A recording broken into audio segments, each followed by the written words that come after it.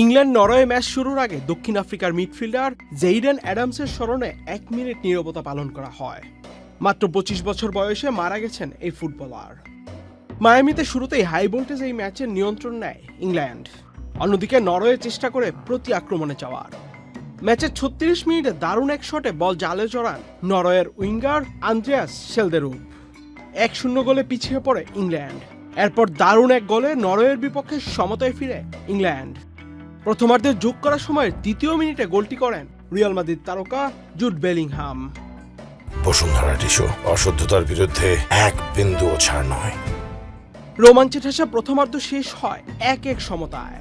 দ্বিতীয়ার্ধে আক্রমণ পাল্টা আক্রমণে খেলা জমে উঠলেও ইংল্যান্ড নরওয়ে দুই দলের কোনো দলই গোল করতে পারেনি, যে কারণে 90 মিনিটের খেলা শেষ হয় 1-1 গোলের সমতায়।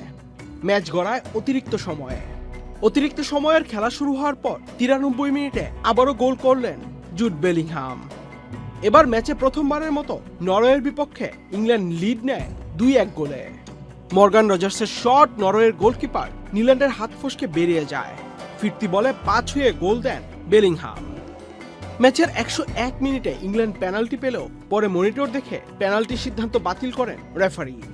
অতিরিক্ত সময়ে আর কোনো গোল না হলে 2-1 ব্যবধানে নরওয়েকে হারিয়ে সেমিফাইনালের টিকিট কাটল ইংল্যান্ড। আর্জেন্টিনা ও সুইজারল্যান্ড ম্যাচে যে দল জয়লাভ করবে সেমিফাইনাল প্রতিপক্ষ হিসেবে ইংল্যান্ড তাদেরকেই পাবে। আহমেদ শাফি, চ্যানেল আই।